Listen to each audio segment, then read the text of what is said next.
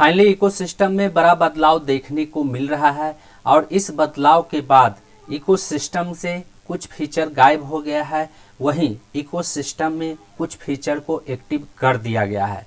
तो आज के इस वीडियो में हम इसी टॉपिक के ऊपर बात करने वाले हैं। नमस्कार दोस्तों, मेरा नाम है मंटन शर्मा।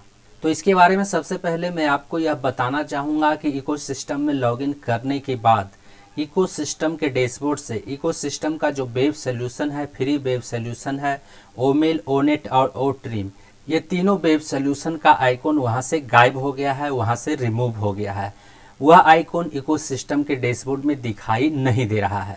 यहाँ पर आप देख सकते हैं कि इकोसिस्टम के डैशबोर्ड में ओमेल, ओनेट और ओट्रिम का आइकॉन दिखाई नहीं दे रहा है।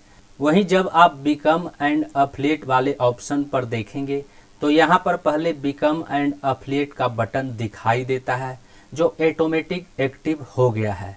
पहले यहाँ पर बिकम एंड एफिलिएट का बटन दिखाई देता था, जिस पर क्लिक करने के बाद एक फॉर्म पर सिग्नेचर करने का ऑप्शन दिखाई देता था और उस पर सिग्नेचर करके हमें सबमिट करना होता था।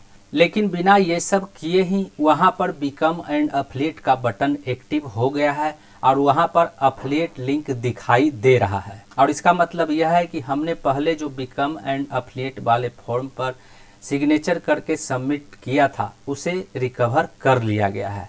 यहाँ पर आप देख सकते हैं माय इनवाइट लिंक में इनवाइट लिंक दिखाई दे रहा है, जिसे आप यहाँ पर क्लिक करके इसे कॉपी भी कर सकते हैं।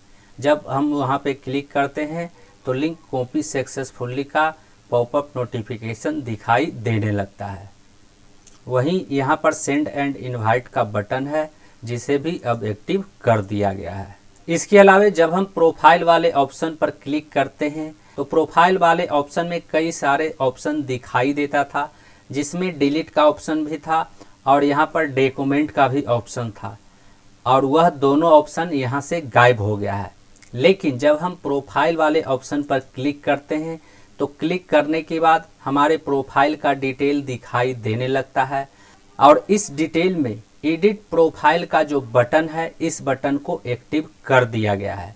जब आप एडिट प्रोफाइल वाले बटन पर क्लिक करेंगे तो यहाँ पर सेव का बटन दिखाई देने लगेगा। वहीं अब फर्स्ट नेम और लास्ट नेम में अपना नाम टाइप करके सेव कर सकते हैं।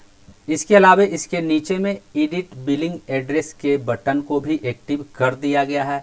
जब हम इस पर क्लिक करते हैं तो यहाँ पर सेव का बटन दिखाई देने लगता है और जब हम एडिट बिलिंग एड्रेस में कुछ टाइप करते हैं तो वह टाइप भी होने लगता है। और इसका मतलब यह है कि अब प्रोफाइल में एडिट प्रोफाइल और एडिट बिलिंग एड्रेस वाले बटन को भी एक्टिव कर दिया गया है, जिस पर क्लिक करके आप प्रोफाइल डिटेल को और बिलिंग एड्रेस को सेव कर सकते हैं। लेकिन इसकी जानकारी अभी तक पॉपअप नोटिफिकेशन में नहीं दिया गया है।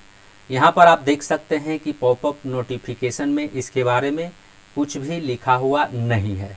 यानी कुल मिलाकर हम यह कह सकते हैं कि इकोसिस्टम में बहुत बड़ा बदलाव किया गया है, इतने सारे ऑप्शंस को एक्टिव कर दिया गया है।